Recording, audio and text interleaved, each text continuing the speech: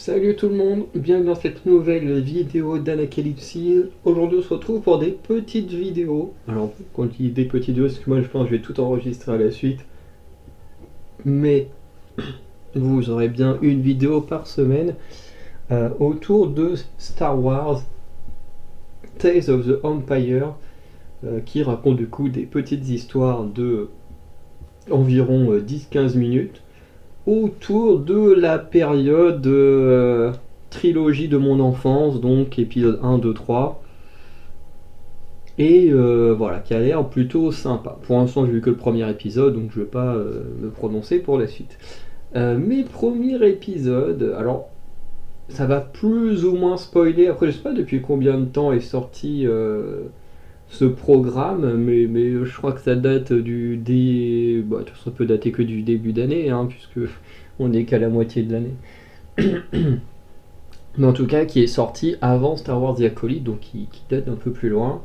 Et en soi, c'est pas non plus très très grave d'être spoilé sur une série, parce que les séries d'anthologie comme ça en général, c'est pas non plus des trucs méga importants ou qui va faire basculer l'histoire et tout ça de l'univers Star Wars quoi. Bref. En tout cas, on y découvre un personnage qui s'appelle Morgan Elsbeth. Elsbeth, je sais pas si on prononce à la française ou à l'anglaise. Bref, mais en tout cas, personnage qui, dès qu'on découvre, son peuple est en train de se faire défoncer par les clones, par les droïdes. Oui, non, par les droïdes, pas par les clones, excusez-moi. Parce que je sais que les fans de Star Wars, il y en a certains qui peuvent être sensibles, hein, je vois sur les vidéos des autres, si on se trompe. Bref, du coup, ils sont attaqués par des droïdes, dont se trouve parmi eux le général Grievous, hein, qui de mémoire a été uniquement dans l'épisode 2 des films. Voilà, et qui, du coup, ce dernier voilà, va notamment tuer la mère de Morgan Elsbeth. Et elle va réussir à survivre d'une certaine manière, puisque elle va combattre un drone, elle va tomber dans un droïde plutôt, un drone ça veut rien dire. Un droïde, elle va tomber dans les pommes, ce qui fait que les droïdes vont penser qu'elle est morte, ils vont partir, et elle, elle va être récupérée par un peuple de pacifistes. Peuple de pacifistes qui est en mode, en gros, tant que nous on ne s'en prend pas aux droïdes ou ne montre pas d'envie de s'en prendre aux droïdes, du coup ils vont pas s'attaquer à nous. Le truc étant que Morgane, elle va absolument se venger, elle se dit de toute façon les droïdes ils sont venus nous attaquer, donc ils peuvent vous attaquer vous.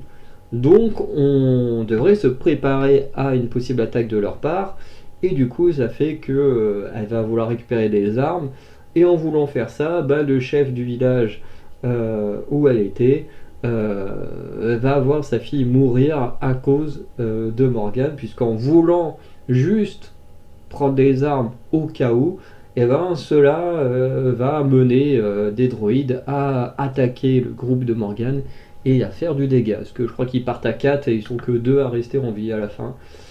Et on voit que la chef du village effectivement est très puissante. Alors je sais pas trop si son pouvoir est lié à la force ou si c'est lié à un autre quelconque pouvoir, hein, parce que dans The Acolyte, les mères des jumelles sont traitées de sorcières par rapport à leurs utilisations de la force. Donc voilà, n'hésitez pas à me dire si vous en savez plus. Mais voilà, et d'ailleurs cette dernière dit quelque chose de très intéressant, c'est que c'est pas parce qu'on ne peut pas se battre ou entrer dans un conflit que l'on n'a pas du répondant. Bon, elle le dit pas comme ça, mais c'est ce que ça veut dire. Et je trouvais ça vraiment intéressant, puisque ça fait un peu écho aussi à des choses qui se passent dans notre monde. C'est que, en gros, si tu ne montres pas une envie d'attaquer les autres, ou du moins de se préparer à une attaque, et ben ça peut mener justement à des conflits. Je veux dire, par exemple, il existe des pays sur d'autres planètes qui n'ont pas d'armée. Et du coup, ces pays-là ne sont pas en guerre avec d'autres pays. Pourquoi? Parce que ils n'ont pas la volonté de se protéger, de se sentir menacés, ou d'aller attaquer des gens. Ce qui fait que les gens autour, ils disent bon ok, on fait rien. Alors qu'au contraire, dans la tête de ces gens-là, tu devrais dire attends, si eux ils ont pas de défense, autant aller les buter, enfin prendre leur territoire ou je ne sais quoi, autant en profiter. Et pourtant, il se passe rien.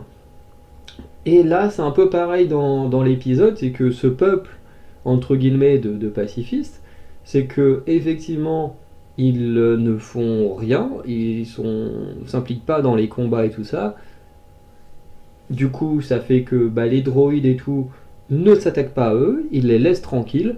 Et du coup, il y a une sorte de paix qui existe comme ça, du fait que on monte pas d'envie de se protéger contre vous, de pouvoir vous attaquer au cas où, donc on se fait pas attaquer. Et je trouve que c'est hyper intéressant la façon que c'est montré. Bon, malheureusement, à cause de Morgane, la chef du village a dû attaquer les droïdes. Peut-être qu'il y aura des répercussions. Je sais pas si on en aura dans l'épisode suivant, mais en tout cas, ça peut en avoir. En tout cas, l'épisode était plutôt sympa. Bon, un épisode qui est clairement autour d'un massacre, voilà, et d'un personnage qui, au lieu d'évoluer du côté du bien, du coup, rentre dans une sorte d'esprit de contre-attaque. euh, Parce que l'épisode, dans le résumé, l'épisode il s'appelle La Voix de la Peur. Le résumé c'est la jeune Morgane Elsbeth cherche à se venger après avoir tout perdu. Mais je suis pas totalement d'accord avec leur résumé parce qu'en soi, elle veut pas spécialement se venger.